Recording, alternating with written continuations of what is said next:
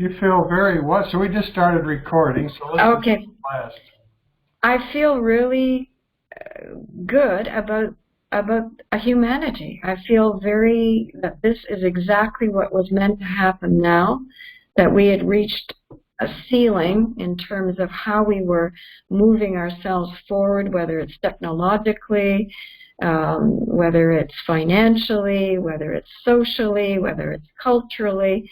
And I mean this in a global context. We're quite ready for this reckoning of a transition in order to have it stop us in our tracks and do a little bit of a look-see to see who we are and what exactly have we been up to that has led to this kind of situation. You know, that's right. This supersedes governments. We don't have to look to, in fact, curiously, we can't look to a government to solve this, even though some do a better job than others. But in fact, we're actually going to look to each other to solve this. That's what we have to do. Yeah, and the thing is, it's natural for us to be thinking of it that way. And when you are looking at each other, you automatically are finding that you are sharing, you're collaborating, you're cooperating. You are actually facing perhaps a neighbor or a fellow worker or the grocery store clerk, your doctor in a whole new light, because everyone is in the same boat. And no one has any choice to say, well, I think I'm going to get out of this neighborhood and I'll go to another country and wait till it all settles. There is no other country to go to. Or I'm quitting. It ain't gonna. That's right. We've had a couple of grocery deliveries here, which have been working really well. In fact, Alexa sounded like a little kid when the last one came in, because we've done Safeway, which isn't that good. Bash is okay, but Natural Grocers, they're just killing it. They're just giving us everything we want, and she's just like squealing almost for. I mean, we got lots of food. It's just like we want romaine and a few other things, but we deal with the people that come to our door, and you know, it's interesting to see everybody in the same boat. And the fact of the matter is, when that happens, the delivery guy is as on the same level as perhaps you, the professional, is. And from that point of view, there is a whole new sense of flattening. If we talk about flattening the corona curve, we are actually also flattening the whole idea of anyone being better or exceptional or unique or special than somebody else. Because this virus has leveled the playing field. We're all equal to each other. There is no upmanship. It doesn't matter what clothes you're wearing. It doesn't matter whether you got the latest sneakers on. And in that respect, there is I think, almost a sense of, oh, so this is what it's all about. This is what happens when we meet each other not only halfway, we're meeting each other beyond halfway. We're meeting each other, let's use the term face-to-face. As equals. Yeah. We're all susceptible to the same bug. We're all, technically, the whole planet is looking at its mortality and starting to look around to see what's important. And, of course, the basics are important. And, you know, I've made more phone calls. I've got somebody that I haven't talked to in a couple of years that I've meant to talk to. Picked up the phone a few days ago. She heard my voice. It's an older friend of mine. We went snap right back into the conversations that we've had for 10 years. And I've done this with several people. I have a neighbor that just moved. I don't know him very well, but he was my good neighbor, because I got one on the other side that's a little on the wacky side. And I could touch base with him. I haven't heard back. He's just moved. He moved right in the middle of all of this. He and his wife, they're in their 80s, early 80s, and still very active. But I find myself touching base with people, And when I say thinking about people, I don't mean worrying about them. It's more like wanting to extend connection. Mm-hmm. It feels like. Yeah, I think the aspect that we have realized, especially those of us who have been distracted or continually on the run, whether it's with work, family, commitments, personal challenge, we actually are being imposed upon to slow down. And with the slowing down, there is a creation of personal space and time. And that, to me, is the greatest gift that could be given to us as a species, to truly appreciate, well, what do I do with this time that I have? And the fact that the distractions of sports or new television programs or events, festivals, music performances, mind you, a lot of them online, but a lot of that ordinary event going to the restaurant, etc., when that is no longer in the picture, lo and behold, shopping, of course, another one is left to one's own devices. And guess what? The devices become, I think, internalized. Well, there's a mindlessness that's been going on. Everybody's been in a hypnosis of succeed, succeed, succeed, accumulate, accumulate, accumulate, have as much as you can, and extend your resources and your debt ceiling to the limit. And all of that is suddenly being rethought. All of it. It's interesting. There's like a pause in humanity. It's like a shadow came over the earth over a period of a month, for which a lot of us had warning. Most of us had warning, even though lots weren't paying any attention. But so this has come on us kind of slowly over a period of 3 weeks or so, something like that. Some people faster, some people slower. But we've actually, instead of being in a freak-out mode, because we touched on this last week, all getting hit with the same earthquake at the same time, this has been a slow motion. We've been able to scurry about a little bit and prepare, and now we're in our homes and re-evaluating where we are and what we've accomplished and what's next. And of course, the next game is to do this fearlessly, because it's an option. Yeah, I think the one aspect of it is to go forward fearlessly. The other aspect to it, and this is maybe what some people may find a challenge, certainly, is the idea that things are not going back to normal, whatever normal was. There is a systems breakdown economically and financially that needs a reset. How that's going to be addressed and by whom is a very interesting question. But I think the main thing to appreciate here is the normal that we had is maybe not the normal that we now realize was a good normal. And so going forward fearlessly also involves creating, and here's the word, co-creating. For those of us who feel we are at the point where we can manifest, we can get into this a little bit in more detail in co-creating a life not only for ourselves but for others that is good for everyone, that is a blessing for everyone, that allows everyone to actually come into themselves the way they were always meant to, as a complete and fulfilled human being. Yeah, so it looks like things are going to change. I don't think we'll ever go back. I don't think we'll ever be able to go back to what it was. And I was most recently, just a few days ago, thinking about all the new blossoming that's going to come from people working out of their homes. Because everybody's connected by internet. Everybody has a computer. Who doesn't have a computer in their house? Almost everybody does. And there's a whole new expression coming.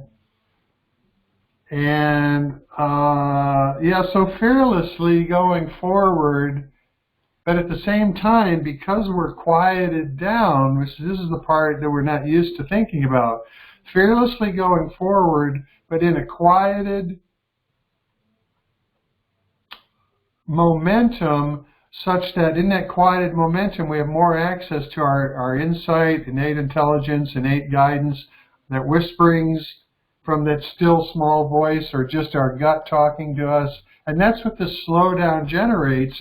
And there should come incredible blossomings out of this, because first off, the humans don't quit. They don't know how to quit.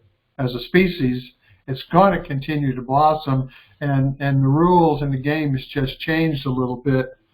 And if we don't regain our strength as a species, we're going to survive this one just to get hit again, because the whole earth is sick, and now the humans are sick, the species is sick, and this pandemic thing, I believe it's the first of what's coming if we don't clean up our atmospheres, if we don't clean up our oceans, if we don't go back to being healthy every single which way. Mm-hmm. Well, there is certainly the positivity of it, and this is what we have these conversations for, is to ensure that there is a strong message that we both can transmit, so to speak, that is encouraging and allows people to feel confident in how we conduct ourselves as individuals. The idea, as you say, when there is a pause and a slowing down, then with that comes not only reflection, but with the reflection comes also a degree of mastering choices. So you're not flung into a corner having to make a choice or a decision because you're moving so fast that there's no pause. It's like sending an email to somebody and doing it in a fit of frustration, pressing that button send, and then realizing 20 seconds later that, oh my goodness, was that the right thing to do?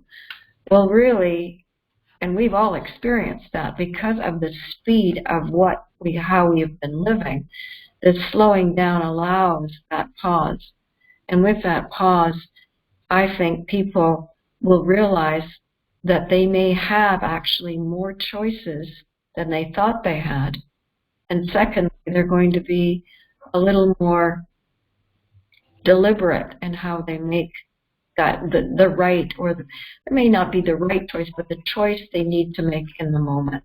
And I'm very encouraged by that. Well, we've been chewing through unlimited resources as if we had unlimited resources.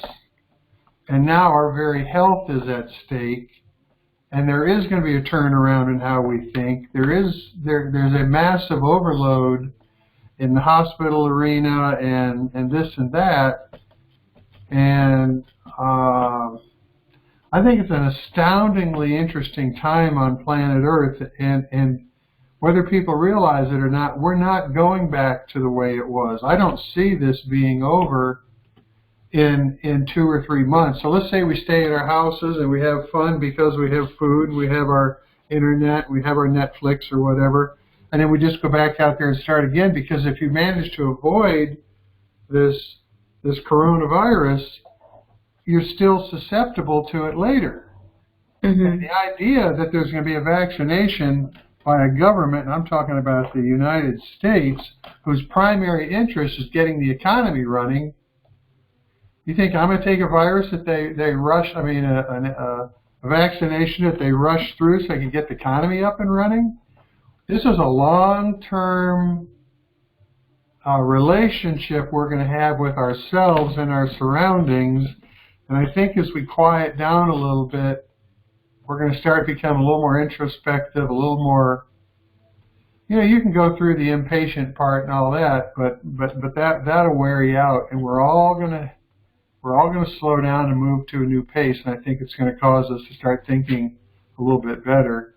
And we'll see what percentage of the population is capable of that, because if it's the majority, we're good, especially the big majority. Yeah, and the idea that one can perhaps realize with as I was saying, with better choices, whether that's being a little more thoughtful and perhaps who you're voting for, perhaps deciding that you're going to try to make a difference in your community by volunteering. These kind of things are in some ways thought of as luxuries when one is on a treadmill. But when one is not on a treadmill anymore, then these kind of thoughtful thoughts, if you like, ideas or how one is going to use one's time, and one's realizing, I really want to be making worthwhile choices to use my time better.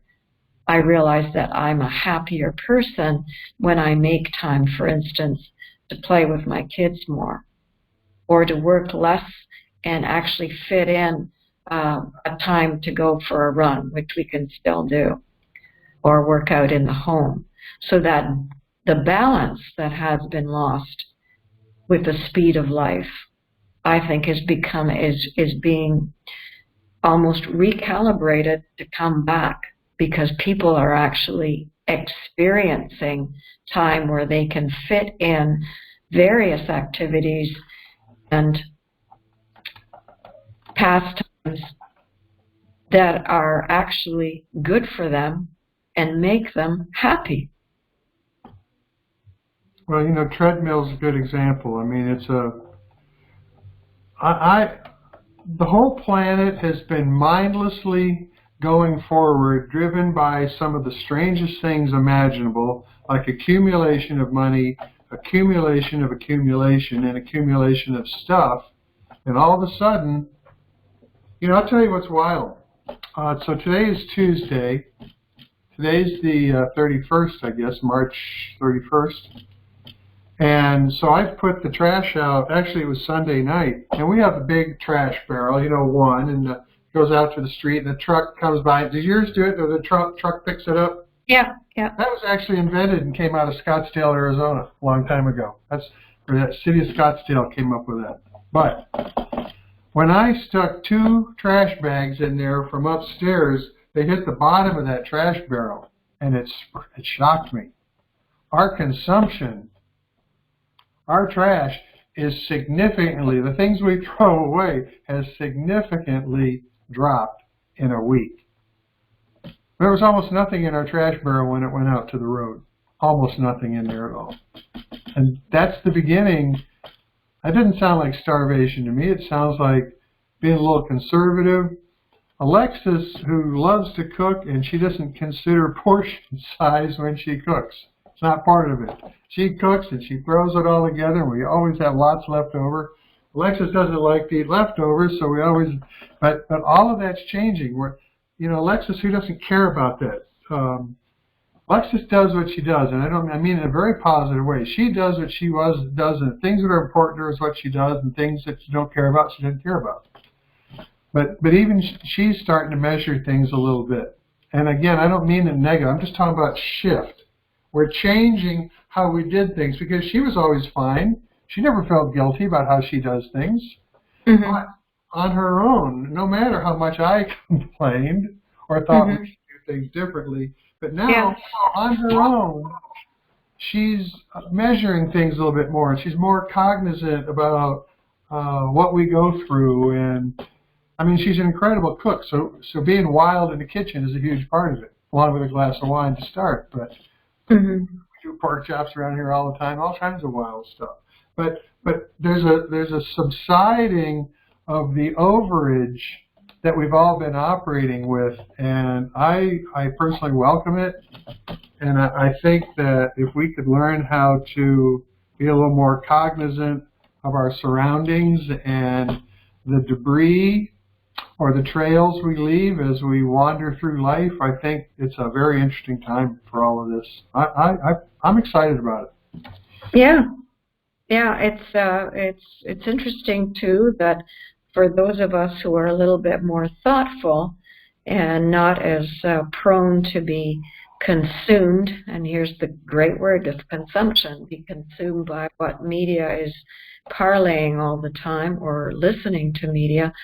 Perhaps that might be a bit of advice to give, that part of this transition involves, as you've implied, behavioral changes that sometimes are very subtle, like Alexis's, or they can be a little bit more pronounced. It may be that whatever's on the TV that's been blaring at you for the last few days, you're sick and tired of it.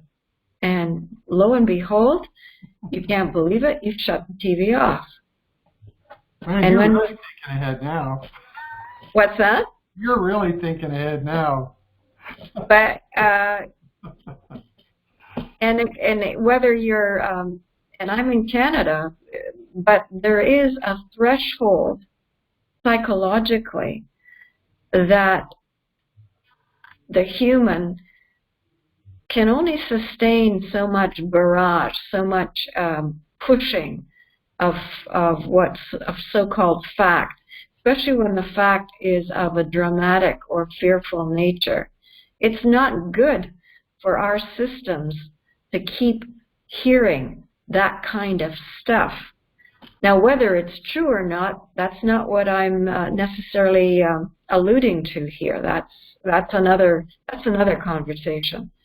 But what I am saying, that if there is a melodramatic delivery of sensationalism to something that is already creating anxiety, understandably so, and it's being done over a considerable amount of time, that is injurious to the human system.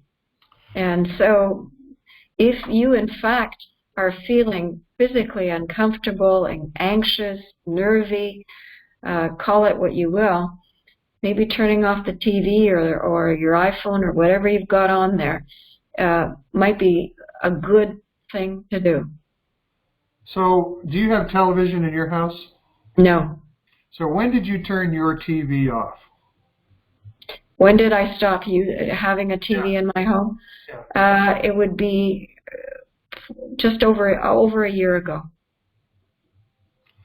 So when you make this remark about people getting overloaded with sensationalism and, because a lot of your marketing that's found on television is about raising the ire of people and causing them to go out and buy that bottle of so-and-so or whatever it is.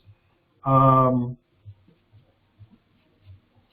that you do reach overload, especially if you watch it enough. But I turned my TV off when 9/11 happened. And there was an incessant repeating. Of course, I used to watch mostly movies, but the television was on for a couple of days after 9/11, and it became so repetitive and so they kept reaching for things to talk about, and there were all these different kinds of theories and all that. And that's when I turned my television off permanently. Was 9/11, which I guess that was 2001. Correct. Yeah. Now we still have a big screen in the house, and we watch movies. We watch movies at night, but the upstairs part of the house, our living room, bedrooms, and all, there's no TV up here whatsoever. And I actually find it an insult to have it. It's insulting to listen to it. It's loud, it's garish, it's stupid. There's a lot of canned laughter, which is surprising. I don't know. It's gonna be interesting to watch humans grow up, because I think we've got a growing up thing coming up. But I think it's going to be done with a lot of grace, and I think it's all moving in slow motion. Yeah, isn't it? There's an element of almost divine ordaining here, in the sense of of the fact that it is moving slow in this way to allow us to become accustomed. There may be some things that suddenly turn up that are unexpected, as life in and of itself is unpredictable. You don't know when you're going to go down the stairs and twist your ankle. Same thing happens with life on a grand stage. There may be things that do occur that can be a little alarming. But I think this period, it's like a pregnancy. It's giving us time to prepare for whatever is next, just like you prepare the 9 months for a baby to be born. And you can read all the books in the world, as we can maybe try to digest all the books and information coming in now. But ultimately, it's up to each of us individually how we reset ourselves as individuals. I mean from the internal outwards, because you're certainly not going to take your cue from whoever's on TV, but you may start taking your cue from what is coming within you, and whether it's that small voice or an intuitive hit or a sudden inspirational idea that brings about a form of innovation here that hospital workers are looking for. I mean, there's a myriad of things that are within the human spirit. And here's the great treasure chest you can look into at this time. Well, the human species has always pushed forward because, some people make assumptions about, self-importance and this and that. But I think it's the species is what's really driven to go forward. And the species is learning a lesson right now, and it will adapt. It's going to adapt in a good direction, or it's going to adapt in a bad direction. And if it adapts in a bad direction, we're going to see another hit similar to this, and we're going to continue to take hits until we get it, because just because this pandemic is over at some point, which I don't think that's an easy road, but there's going to be another one behind it if we don't start paying more attention, because the earth is sick. The amount of overload and the pollution in the air and the petrochemicals and the whole damn thing, and now all that dissonance on our planet is starting to affect us, and we will be guided, hopefully sooner than later, to make better choices for which we will then thrive. And Alexis's newsletter that just went out, she talks about Greg Braden and the Isaiah effect, a book. And Greg Braden talked about the Dead Sea Scrolls and Isaiah the prophet, who prophesied, I think, 300-400 years BC, and I could be wrong. I think that's Old Testament, so that's probably about right. About a big calamity, a big catastrophe, and then light and joy. In other words, and the first scroll, the first prediction was this big calamity, and then after that, this big new space of peace. And this is the first thing global. I mean, World War I, World War II, they weren't global like this is. This is in everybody's home. And if we learn how to reset, we can go forward as a species in an all-new way. And it's going to take all of our voices, and certainly the majority, to drive this new direction. Because otherwise, the species is going to go through another version of this, I do believe, until we get it right. Mm-hmm. Well, it's also interesting to me that when one talks about who we are and how we resonate, and I think this is important to mention, that we as energetic beings have a vibration. You can tell when you walk in a room when somebody's annoyed. There's a real, you have a sense that after all, they're just sitting there. Yeah. Or whatever, but you can tell something's not. You can tell something's not, and that's a good way maybe to talk about what is unseen about us as human beings. We know we're made of energy. That's a scientific fact. And the way we conduct ourselves, even through our thoughts, has a bearing on whoever else is coming into contact with us. We don't even have to touch another person. And there is an unspoken communication going on between us. Again, this is a proven fact. That being said, if we are recalibrating ourselves to be a little more thoughtful, to be a little more careful, and to be a little more caring, then could it be that that we start emanating a kinder, gentler vibration, which in and of itself, if there are enough of us, will actually create a frequency that can influence not only other human beings, but can actually influence the way this planet continues. I was taught back in the 80s and maybe the 70s, back in my earliest metaphysical days. Let's see, what is that? That's Kita in 10 minutes. I guess that means we have 10 more minutes.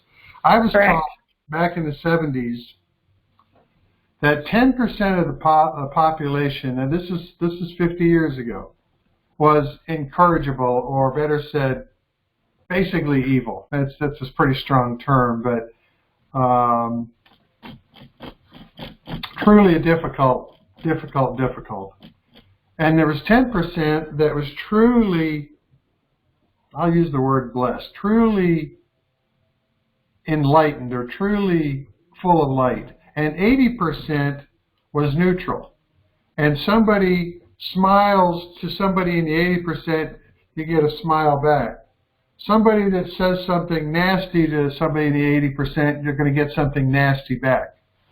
Well, I've been writing about this. I forget which article it is, but I think we probably have 30% really upbeat people now, and maybe 20%, well, it's still only, and maybe 20% that are negative, but what I see is this mass of humanity that is not leading in the negative or leading in the positive is getting smaller, and more people are making choices. And what's going on right now is part of this choice making, because the species has to come together for us to go forward as a species. We can't go together individually if the whole thing is coming apart. We've got to come together, and in some respects, I don't know if it's a biblical idea, but nobody goes until we all go. And that might be exactly what we're talking about here, is we've got to have a massive majority of people who are rethinking the speed they've been operating on, the expense and the debris and the debt that they have accumulated. For what reason? You know? And maybe slowing down is what's coming, and making more sense is what's coming. Mm-hmm. There may be an aspect to this kind of choice making that we've been talking about over this conversation, that the choice is more deliberate, it's more thoughtful. It's hopefully, as I said, and you've said too, being a kinder choice, that there will be an aggregate number. And you know, as we know, epidemics, and they can be good epidemics, begin with a tipping point. There's got to be an aggregate number. I don't know if some of you have read Malcolm Gladwell's The Tipping Point, where he talks about a biological epidemic, which includes various factors. And he basically transcribes those factors in a biological epidemic and moves them to people, and talks about why certain fads happen. So there's an epidemic, and he used the hush puppy story of hush puppies being so popular in the 50s or whatever. Everybody had to have a pair of hush puppies. And is that the hush puppy epidemic? Yeah, the hush puppy epidemic. And that's what he called little brown ones. Yeah, that's what he called it, and that book has really stayed with me because it seems to me that before there is action, there is a clustering or an amassing of common thought or thoughts, power of thought. And this clustering or amassing of common thought comes to a form of an aggregate, which then is the tipping point which causes the epidemic, causes the change, causes the movement from one aspect or one homeostasis point to another. And I think this is exactly what we can do in the time we are in now. That if there is an aggregate number of people with kinder thoughts looking to help out and looking to be good, for lack of a better word, the more of those there are, that aggregate will reach a tipping point which could have a massive effect, not only on mankind, but obviously then on Mother Earth. We know, quote unquote, being good is efficient compared to being quote unquote bad, because we create, when we're bad, and these are very, poor decision making creates debris. It creates choices that later we wish we hadn't made, and so we have to make up the ground from the poor decision, from the rigidity, from the reactionary posturing, from just being a nasty kind of person. And it can readily be discovered that being a good guy or being considerate takes a lot less energy. It leaves a lot less debris. And all of this efficiency is all going to come into play coming up. It's all going to come into play. Let me touch on something really quick. We're running out of time. I just wrote a paper, an article called Empowered by Corona. And it's up. It came up the same time Alexis's newsletter came up. And what I touch on is the idea is that if we're fearful and if we're afraid, and if, in other words, part of what's available in this Empowered by Corona article is the use of MMS to kill the virus, because it absolutely will. They proved in 2012 in Uganda, they did they cured malaria, 154 people of malaria in Uganda, 15 cents apiece with this product, this chlorine dioxide. And I think there's always a fear-based mortality issue because of this pandemic. And I think if we could absolutely be certain that we could survive it with something that is a very simple tool to clear up a virus that we get in our system, it would empower us. In other words, you can't be empowered when you're fear-based. And I think this whole idea of stepping into our power, taking responsibility for where we're at, which is again goes back to the choice concept, that if we had these extra tools, in other words, I don't believe that we can get sick from coronavirus, Alexis and I, because we have access to MMS. And I put up a whole bunch of information because you can even make it. And this whole idea of having the fundamentals in our life instead of racing ahead is part of what we want to do. We're starting to pay attention to what we have for stores, for what we have for food in the house. We're starting to pay attention to how easy is it to get. In California, they're talking almost 10 days and 2 weeks for delivery from Safeway, the delivery people. Mm-hmm. And so those people have a little bit different situation than we order stuff and get it the same day, big bunches of food. And this stability, we need this stability. Being stable is part of going forward. Not being afraid is part of what's going forward. And knowing that we can solve our problems individually and maybe even for our neighbors is part of this capacity to make new choices and new decisions. There's even a remark in there. There's a Dr. Cirrus I follow out of Brazil. He says keeping your body alkaline is a huge deterrent to a virus entering your system or finding its way in your system. That's baking soda. Half a teaspoon, 3 times, I think 6 times a day if you're under 60, and alkalizing your system, and this personal power, this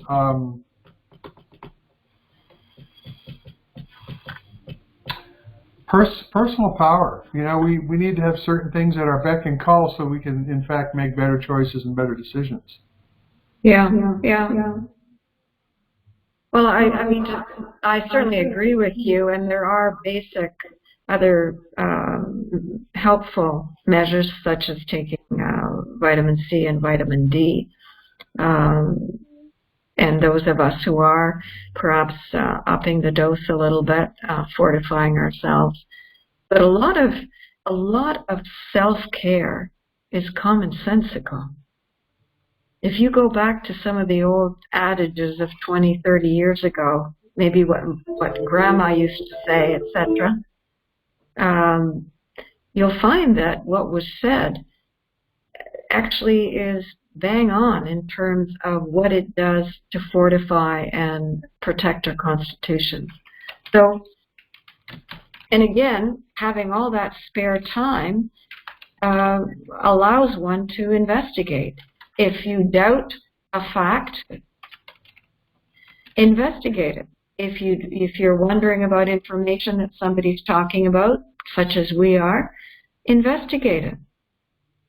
I mean, that actually is a form of empowerment, which, of course, you've been talking about, Jim. So hopefully this conversation has given some of you food for thought, but also a form of self-empowerment. The more you take steps for yourself and take that self-accountability, that self-responsibility, actually the better not only you, but the rest of us will be. That's right. We have a choice of flailing around right now or quieting down and listening a little bit and paying a little bit more attention. Not listening to somebody else, but listening to our own inner guidance, our own inner insight. And when your gut tells you something and you do it and you get a poor result, go back and figure out what was that gut telling you. Did I misinterpret it? But we can. This slowing down is a powerful time for us to learn about ourselves, and we need to do that. Amen. Amen. You know, amen comes from Amenhotep, one of the. I think he was the pharaoh that tried to go to a singular god from all of their multiple deities. Mm-hmm. I can't pronounce his name. Amenhotep was another pronunciation for the same thing. I think that's where amen came from. Or maybe it was a bunch of flying saucers. I forget which. Yeah, I'll have to go look it up. Have to go confirm it. Well, anyway, we're doing good? Yeah, I'm doing very well. Yeah. So we'll do this again next Tuesday? Sure.